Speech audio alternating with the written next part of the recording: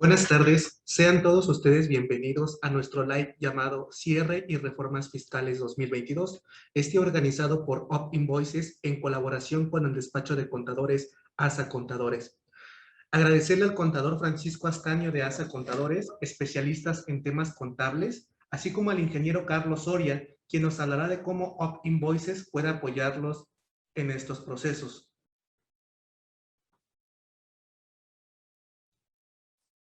A continuación, le cedemos el uso de la palabra al contador Francisco Ascanio, quien nos compartirá acerca de las reformas fiscales para el año entrante.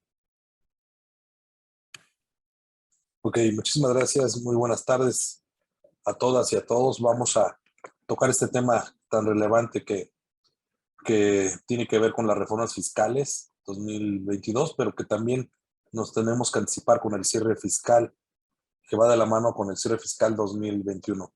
Es un tema un poco extenso, pero lo vamos a hacer en tiempo récord, muy aterrizado para que podamos digerirlo bien y de todas maneras, si tienen alguna duda, aquí en el chat nos apoyarán con las preguntas y con todo gusto se las contestaremos.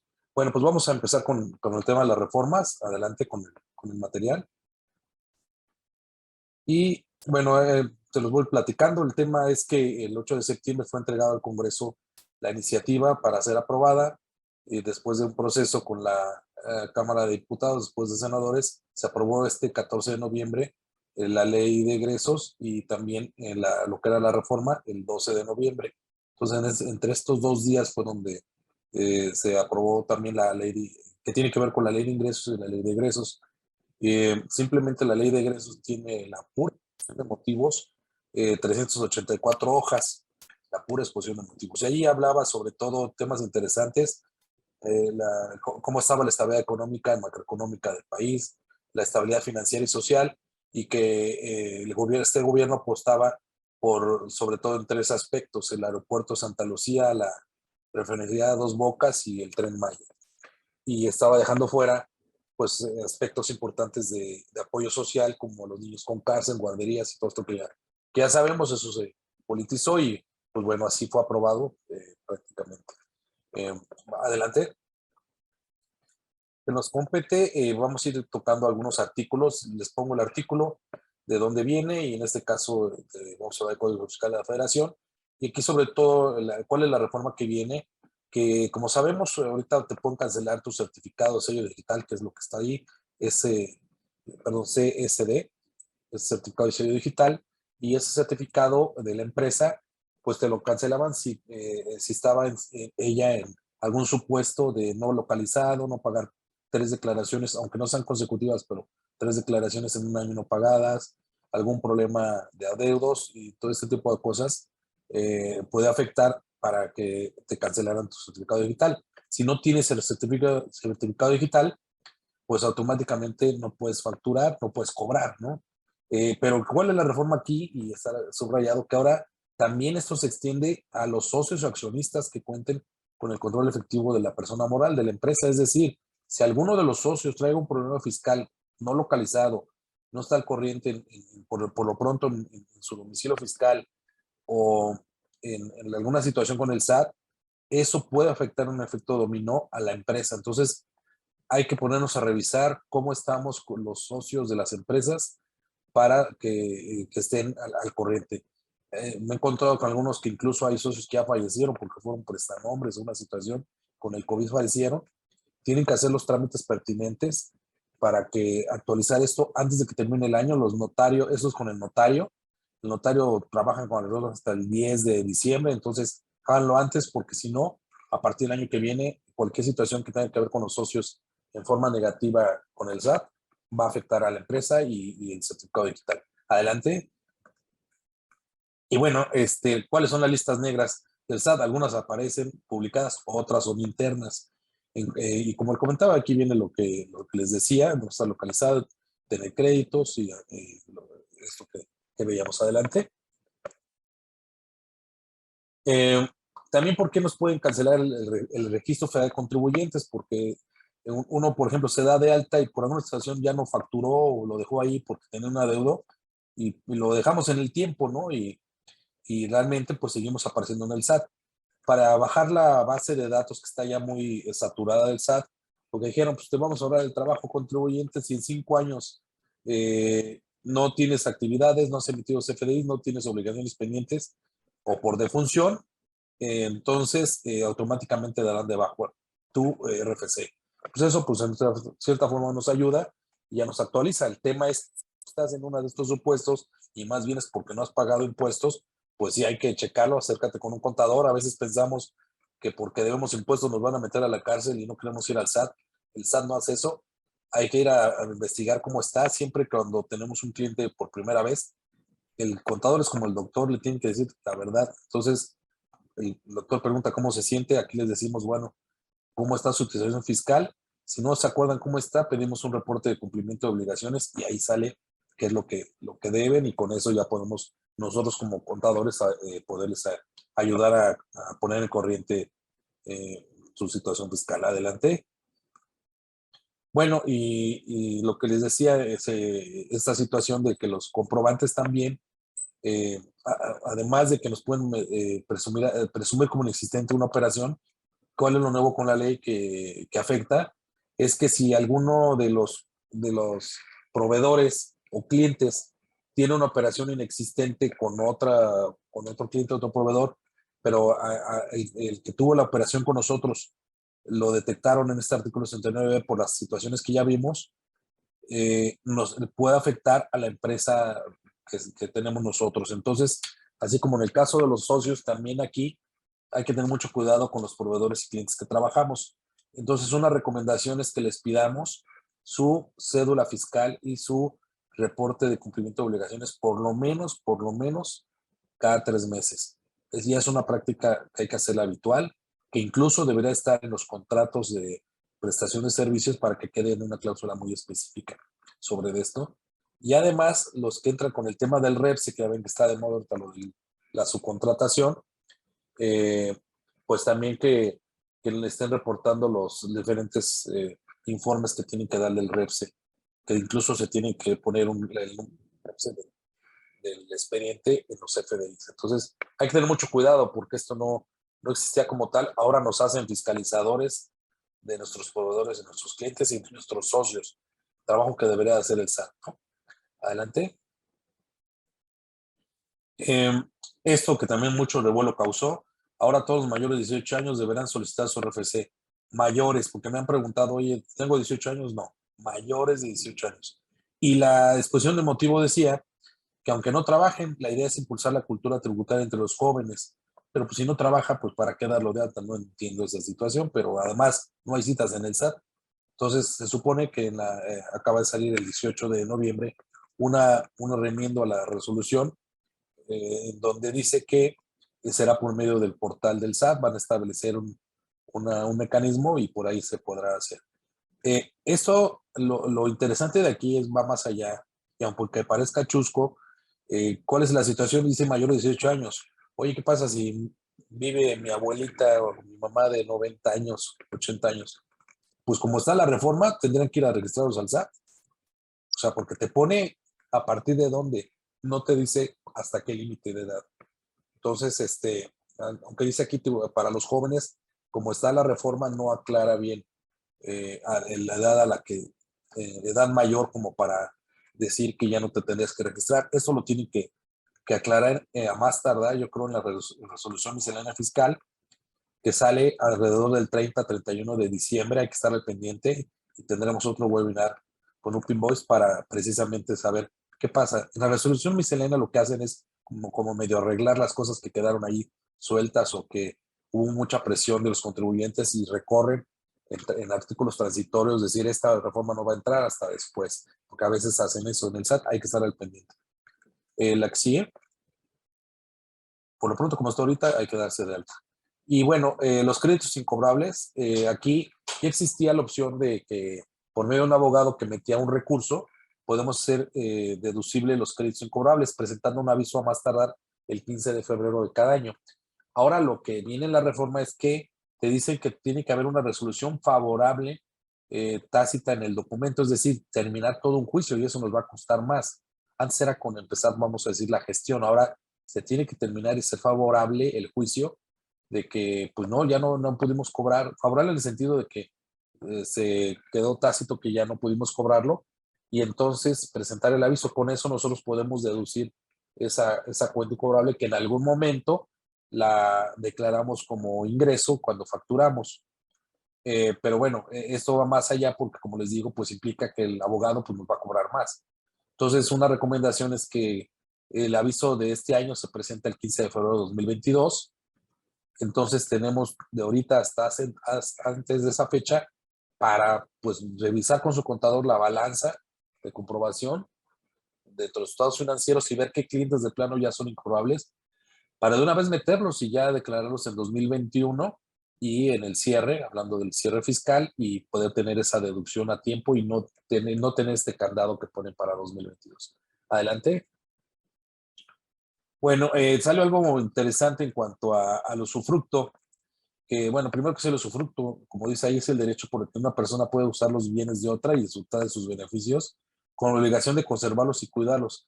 Y puse yo aquí, entre paréntesis, la ley de plusvalía tendrá que ver, que no ha sido aprobada, pero por ahí va, porque lo que quiere es gravar el usufructo sobre el activo fijo. Y el activo fijo, como dice ahí, es un conjunto de bienes tangibles que utiliza el contribuyente para la elección de sus actividades y que se van demeritando con el uso del mismo servicio del bien o por el transcurso del tiempo. Entonces, eh, por ejemplo, puede ser maquinaria, puede ser un automóvil, un equipo de cómputo, ¿no?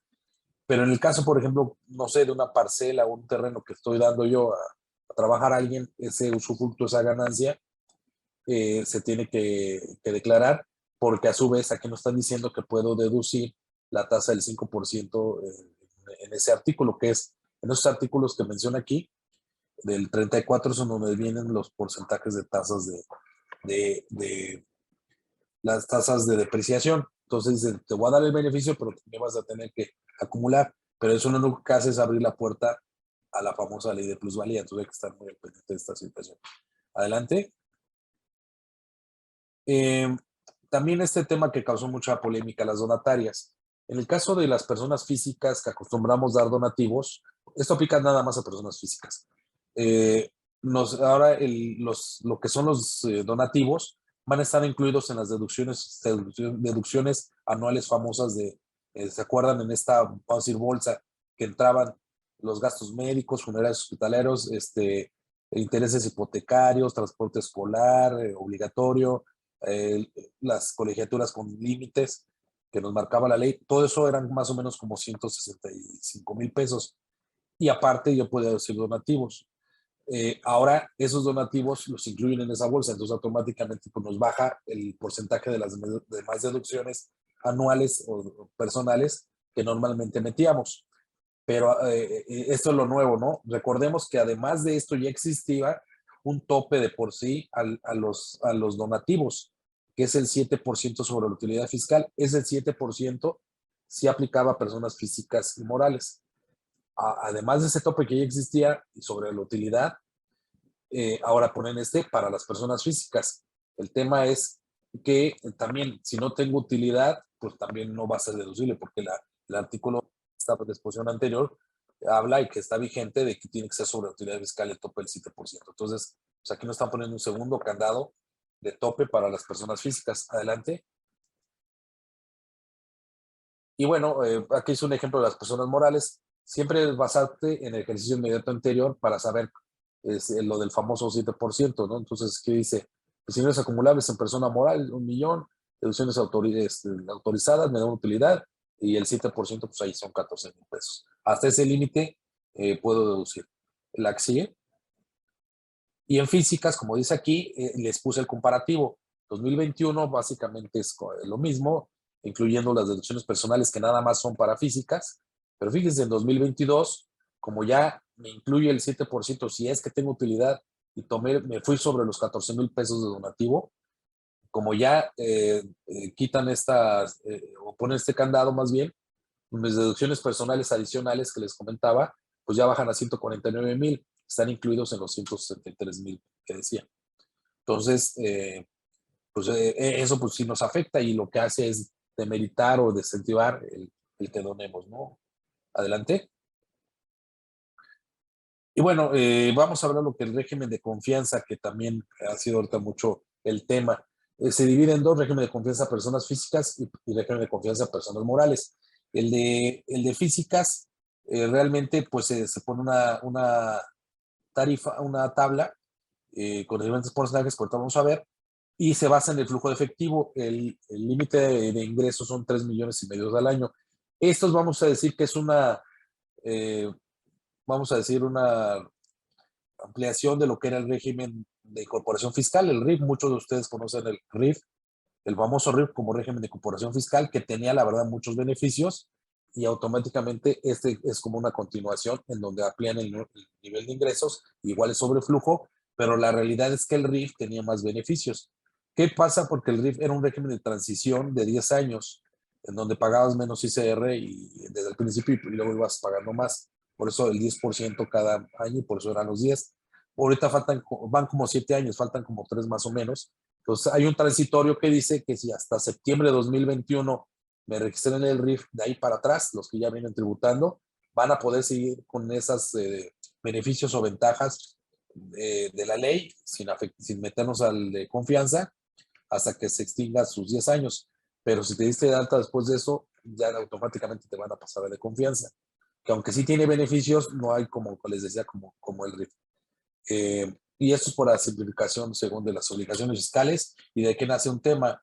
La simplificación, y lo dijo la jefa del SAT, es para no tener contador. Ahorita vamos a ver si de veras vamos a necesitar contador o no, porque esto es para impuesto a la renta, ¿eh? El IVA sigue igual, y para el IVA presentamos un contador.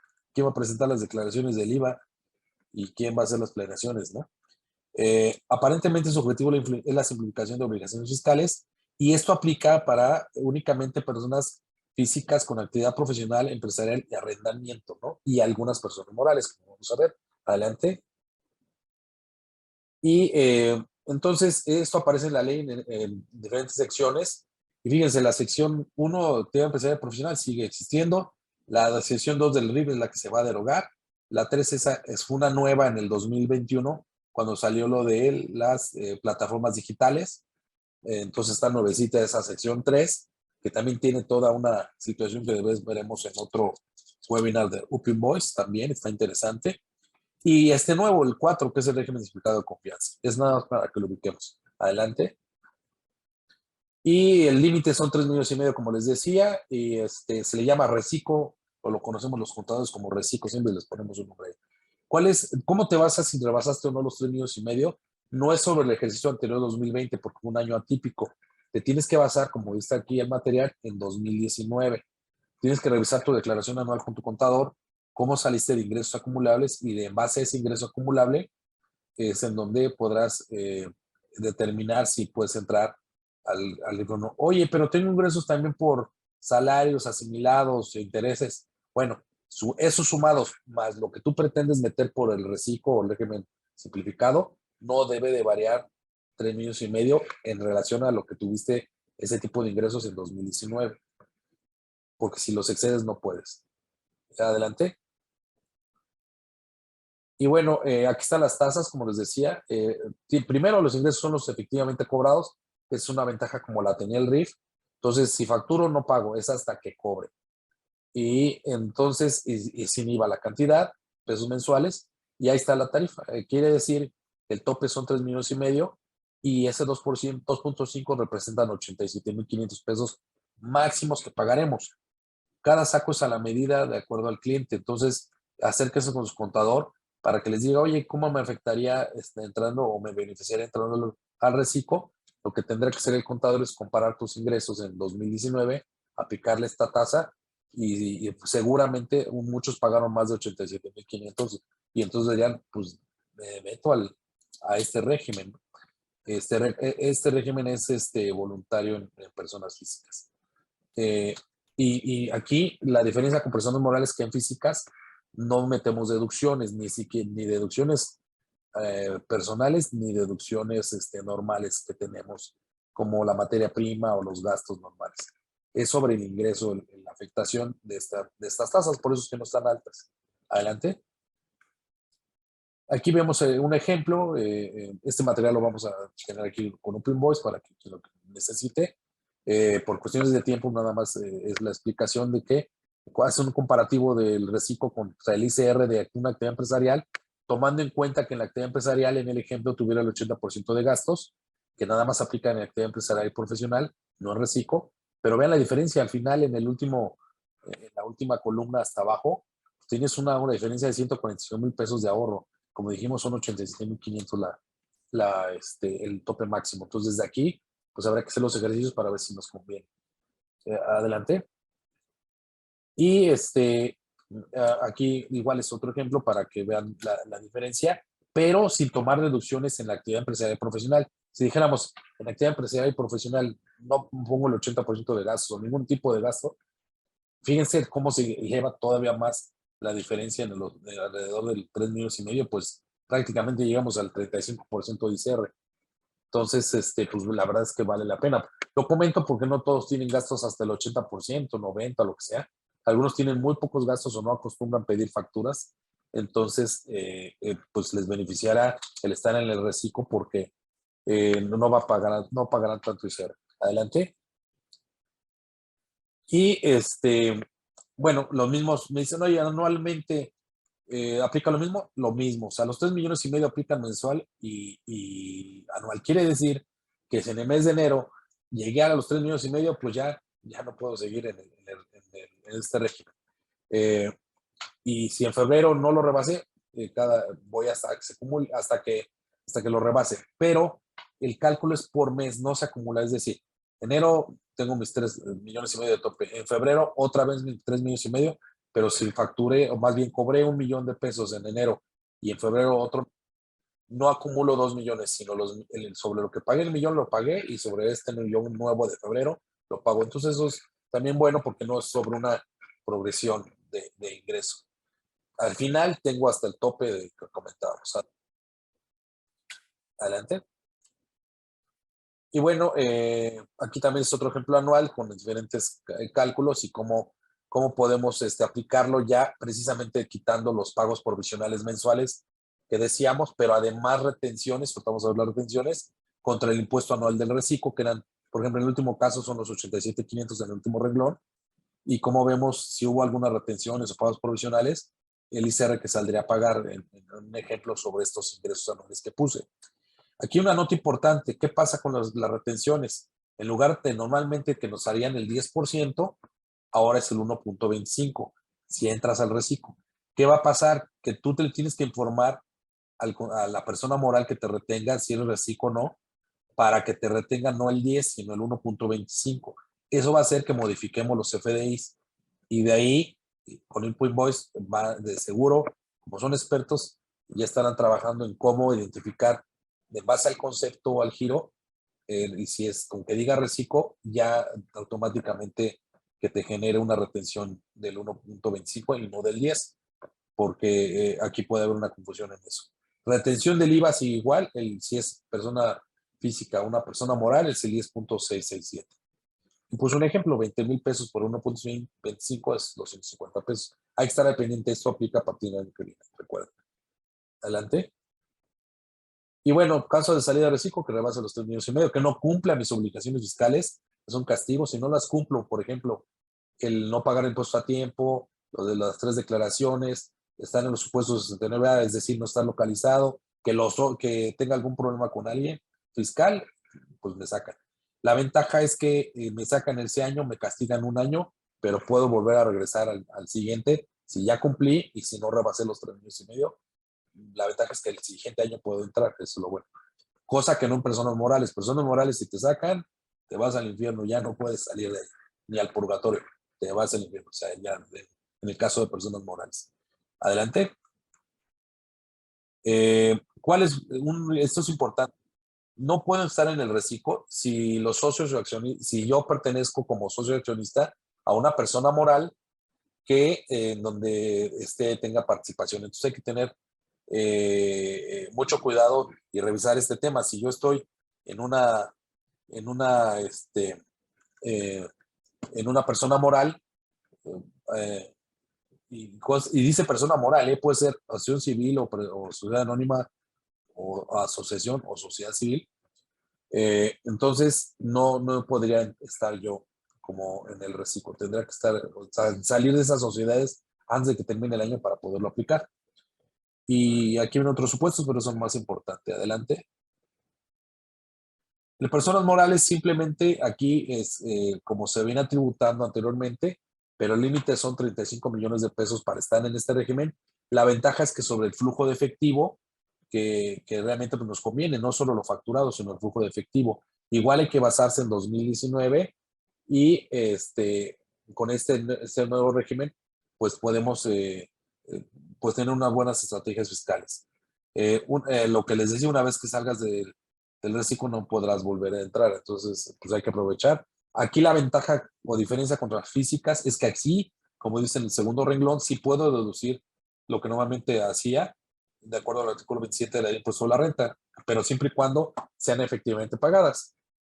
No sé, papelería, la materia prima, todo lo que normalmente deducía, pero que esté efectivamente pagado, porque también estoy grabando lo cobrado, pues en una simetría fiscal lo puedo hacer. Es decir, sobre flujo de efectivo, aquí tendremos que trabajar muy bien con nuestros financieros para manejar el flujo de efectivo. Recordemos que el flujo de efectivo, el IVA es sobre el flujo de efectivo. Entonces ahora ya los dos impuestos en este esquema será flujo de efectivo. Adelante.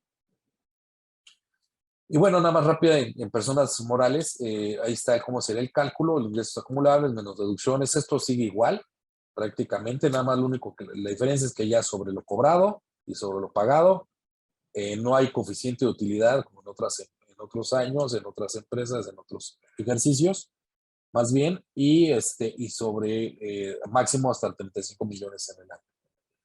Adelante. Y es lo mismo para el anual, exactamente lo mismo. Y para la PTU hay alguna adecuación, pero realmente es básicamente lo mismo. Aquí se los dejo este material para que veamos el estilo. Aquí aplica directamente tasa, no tarifa, como en la persona física. La ventaja que puedo meter deducciones, como dijimos. Adelante. Y bueno, adelante, porque eso ya lo tocamos también, que no estén en una persona moral. O sea, aunque quiero meter la empresa, si yo estoy en otra persona moral y tengo el control como administrador único o representante legal, no podría entrar en el reciclo como persona moral, aunque no rebase los 35 millones. Entonces hay que revisar si estoy en otra, porque luego estamos en varias. En la anterior, perdón. Esto es importante y tiene que ver mucho con la acumulación del ingreso. Y aquí Upinvoice son los expertos porque el CFDI es importante manejarlo. Ahorita está la versión 3.3, pero va a venir la versión 4 a partir de enero. Y aquí va a ser muy importante la forma de pago. La forma de pago, hay un catálogo que es, así se llama, forma de pago 27 del catálogo del SAT. Si ustedes lo checan el catálogo del SAT, así viene. Y hay diferentes formas de pago. Entonces, ahí tendremos que identificar cuál es. No nada más es efectivo, no nada más es cheque o transferencia, monedero. Hay muchas formas como la dación en pago, la subrogación, y incluso ahí se pueden hacer estrategias fiscales en base de contratos. Lo importante es que quede satisfecho el interés de nuestro acreedor y con eso yo ya puedo acreditar el IVA y deducir el gasto. Entonces, estemos al pendiente porque vamos a ir en la cuestión de sistemas o de programación de lo que hacen Upinvoice, podemos identificar en qué momento por la forma de pago podemos hacerlo deducible. Adelante. Y precisamente, como les decía, el catálogo de forma de pago, el famoso catálogo 27, habla de todas estas formas, de lo que les decía, ¿no? Por subrogación, dación en pago, además de las primeras que ya vimos. Entonces, y la 27, si se fijan ahí, a satisfacción del acreedor. Si yo satisfago el interés del acreedor, puedo deducir de una vez el IVA, aunque no le haya pagado. Oye, ¿cómo es eso? Pues yo ya no le debo, por ejemplo, un coche a la agencia, se la debo a Crediauto. Pero como ya el Crediauto absorbió la deuda de la agencia, ¿qué creen? El IVA ya lo puedo acreditar, aunque no lo haya pagado. Y el gasto lo puedo deducir vía depreciación. Entonces, es una estrategia fiscal muy buena. Acérquense a un contador experto y les puede explicar esa situación. Adelante. Y bueno, lo decían los FDI, que viene con la versión 4.0, es que nos van a pedir otra vez datos adicionales del contribuyente y del beneficiario, pero aquí lo más importante es que la clave fiscal.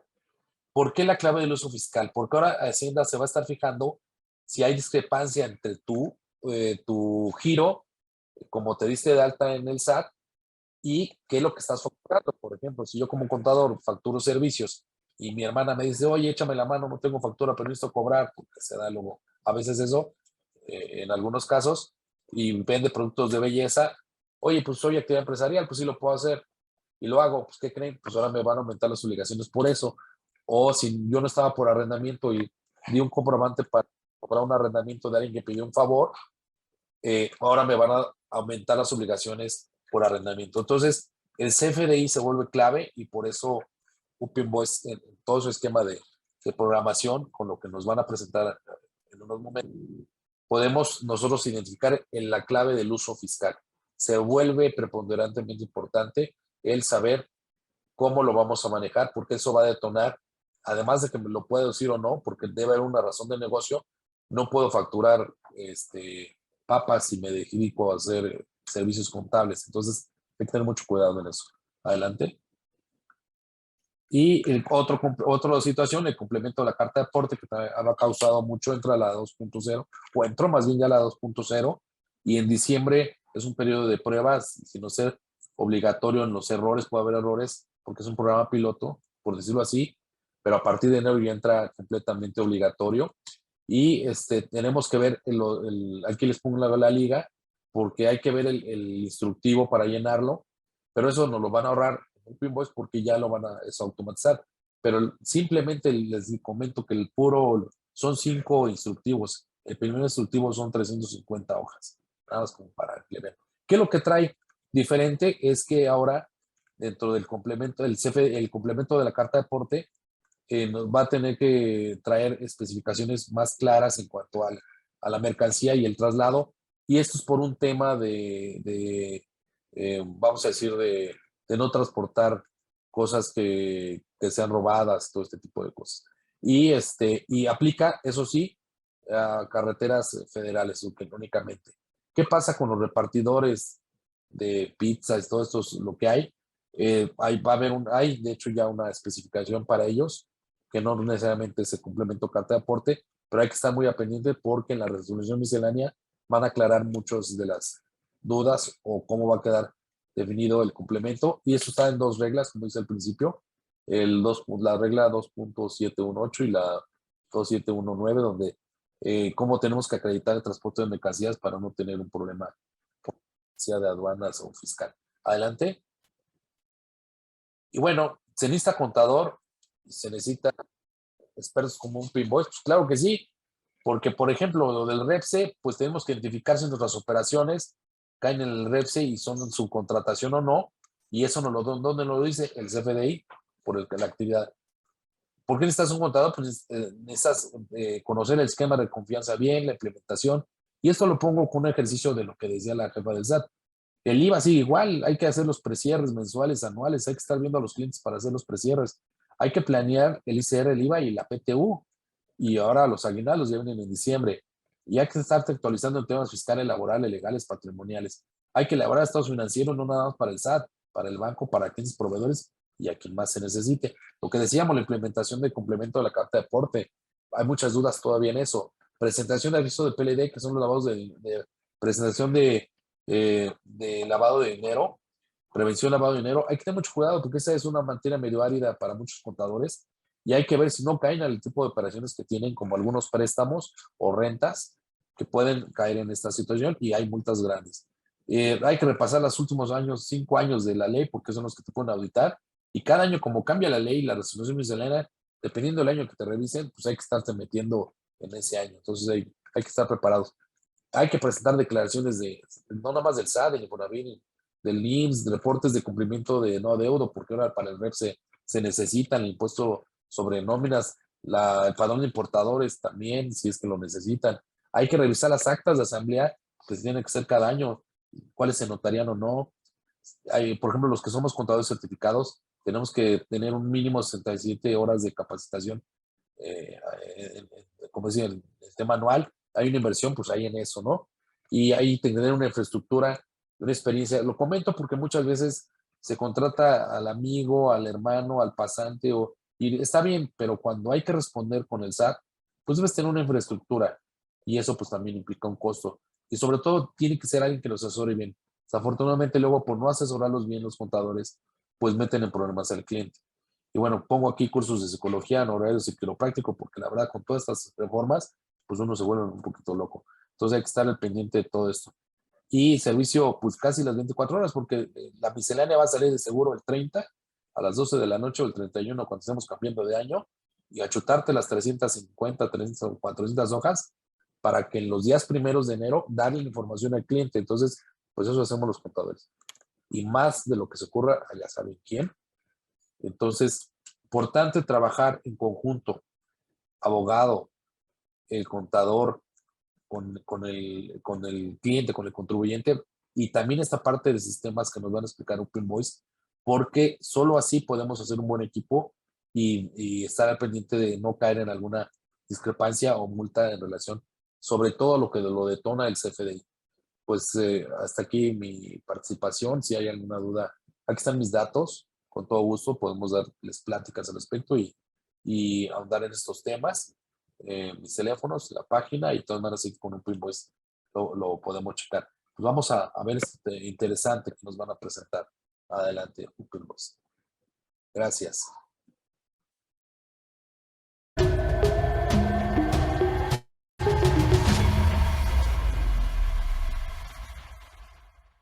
Portal OpInvoices.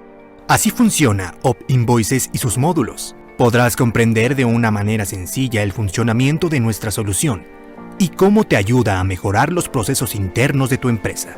OpInvoices se implementa, se configura y se integra en tu sistema contable de acuerdo con las reglas de negocio de tu empresa, evitando capturas y recapturas de información.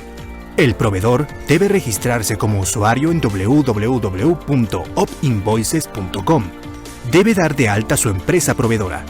Luego tiene que vincularse con su cliente enviando una solicitud, la cual debe aceptar el cliente. Aceptada la vinculación, se puede empezar con el proceso de recepción y validación de CFDIs.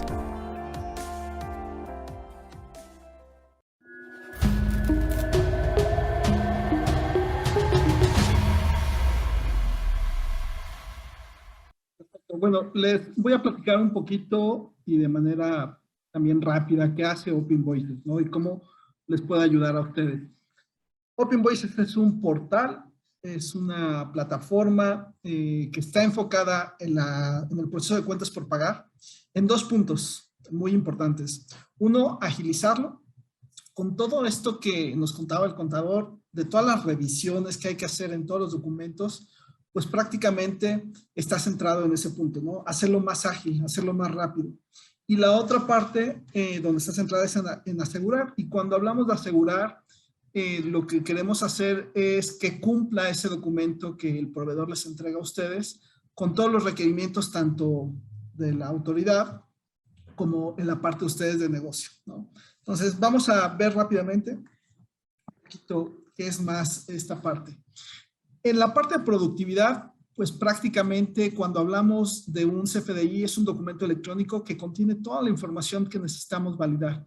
Y entonces, si lo hacemos, si lo automatizamos, lo que nosotros les estamos garantizando a ustedes es hacer más con menos, ¿no?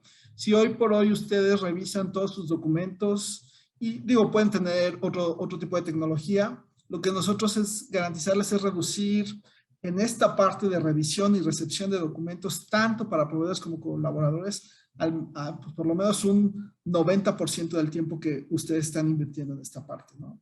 Y hacia el otro lado, hacia la parte de efectividad y oportunidad, es que estamos garantizando que efectivamente todo este documento que entrega el proveedor y el colaborador, y decimos colaborador porque también él hace comprobación de la parte de gasto, que cumpla con todos los requisitos, ¿no? O sea, nos hemos encontrado, aunque ustedes no lo crean, o a lo mejor sí lo saben, muchos de los FDIs en PDF cumplen con todos los requisitos, pero a nivel CFDI, que es la manera en que la autoridad realmente valida todo esto, a nivel CFDI ya electrónicamente no cumplen. Un ejemplo, muchos hoteles en el PDF les publican el impuesto sobre hospedaje, pero en el CFDI no lo registran, es decir, no lo están registrando, ¿no? Este es un ejemplo entre muchos, ¿no? Pero a lo que voy es que queremos prácticamente asegurar que efectivamente los documentos electrónicos cumplen con todos los requisitos fiscales y no solo eso, sino también la parte de negocio, ¿no? Si vemos en detalle qué hace Open Invoices, bueno, pues les permite la recepción del documento. Un proveedor sube sus documentos, lo asocia como buena práctica a una orden de compra y esa orden de compra es única y ese CFDI es único, entonces podemos vincular esa relación de uno a uno el documento. Es decir, yo tengo una orden de compra implementada desde mi sistema contable asociada con una factura, ¿no? Ya el proveedor ya no va a poder subirle otra factura, oye, que cambie de factura. Hay todo un proceso ahí para cambiar, ¿no? O sea, siempre es uno a uno, ¿no? Obviamente, hace toda la parte de validación de las listas negras. Ahora con estas nuevas implementaciones, algunos clientes nos piden, oye, valídame también con las listas negras de Estados Unidos, que mis proveedores no incurran en alguna lista negra allá. Digo, alguna razón de negocio es lo que solicitan, ¿no? Algo importante, bueno, el método de pago que trae ese CFDI, los montos, lo que decía hace un momento el contador, muchos clientes nos dicen, oye, todos los proveedores me tienen que facturar bajo estos 10, 15 conceptos de SAT, ¿no? La clave del uso fiscal. Si no están ahí, no me aceptes ese documento. Entonces, es parte importante estar validando todo eso. A lo mejor hoy quisieran ustedes validarlo, pero no alcanza el tiempo. Nosotros insistimos, al hacerlo de manera electrónica, pues todo eso se valida en cuestión de segundos, ¿no? Que los impuestos cumplen. Adicionalmente, muchos clientes, y lo que hacemos es validar, hacer validaciones de negocio. Oye, si yo generé una orden de compra con este precio y con esta cantidad, quiero que igual, o sea, los precios y cantidades estén reflejados directamente en la factura que me está entregando el proveedor, ¿no? Cuando hablamos de productividad, siempre tenemos que pensar en una integración con su sistema contable. Digo, hoy Open Invoices se integra en la mayoría de los sistemas. Digo, tenemos integraciones con casi todos. Y digo casi todos porque alguno que no tengamos, bueno, pues lo habremos de implementar, ¿no? Otra parte muy importante que hace Open Invoices es el control del proceso, ¿no? Dos cosas aquí suceden con los clientes. Uno, si tu proveedor no cumple con sus complementos a pago, prácticamente el portal le podría estar mandando un mensaje diciendo, oye, ya no puedes subir tus facturas hasta que me entregues mis complementos a pago, ¿no? Entonces, a esto nos referimos con control de proceso. También te permite hacer la recepción de la opinión de cumplimiento, no solo del CAT, sino del CABIT, y también del IMSS, para aquellos proveedores que ustedes crean que deben de cumplir con esa parte, pues también hacen, y también podríamos hacer una restricción en caso de que no cumpliera con eso. Aquí el punto es, insisto, control del proceso, automatizar lo más que se pueda e integrarlo dentro de sus sistemas. Algo que nos dicen algunos cuando empezamos, decían, oye, ¿mis proveedores aceptarán subir sus facturas? Bueno, la respuesta que hemos visto de parte de los proveedores es sí, o sea, sí, si quieren, porque se vuelve una comunicación mucho más ágil, mucho más continua. Le publicamos sus pagos, le publicamos el estatus de sus facturas, entonces él puede ver exactamente dónde está su factura, una posible, si ustedes quieren publicar posibles fechas de pago, tomando en cuenta las condiciones de crédito que tengan con los proveedores, bueno, pues ahí se puede hacer y el proveedor, pues al tener esa información, se siente como en comunicación continua con ustedes. El portal automáticamente se actualiza con las nuevas reglas fiscales. Digo, para este fin de año tenemos bastante trabajo porque hay que actualizar o tener en consideración varias cosas dentro del portal. A lo que vamos es que siempre vamos con la ley, ¿no? O sea, siempre se está actualizando. Ustedes, esta solución, ustedes la renta y bueno, esta renta implica que mes con mes si hay una nueva miscelánea que afecte los documentos de los proveedores o colaboradores, pues automáticamente se actualiza, perdón, estas nuevas reglas, ¿no? Y el Open Invoices lo que ofrecemos es una mesa de servicio para soportar a sus proveedores, es decir, hablan y dicen, oye, ¿cómo puedo subir mi factura al portal? ¿Cómo ingreso al portal? ¿Cómo me doy de alta? Nosotros lo atendemos y esto se vuelve también una mesa extendida hacia sus proveedores. Oye, un proveedor puede escribir un ticket y decir, oye, ¿cuándo me pagarán esta factura? Lo que hacemos nosotros es, en algunos casos, si así ustedes lo consideran, es ampliar ese sistema de tickets, les mandamos el ticket a ustedes, ustedes contestan y el proveedor ve esa parte de comunicación, se siente más atendido, ¿no? O sea, de manera controlada todos los requerimientos que tengan sus proveedores. ¿Quién es Op Invoices? Bueno, llevamos más de 5 años en el mercado, tenemos más de 300 empresas en el sistema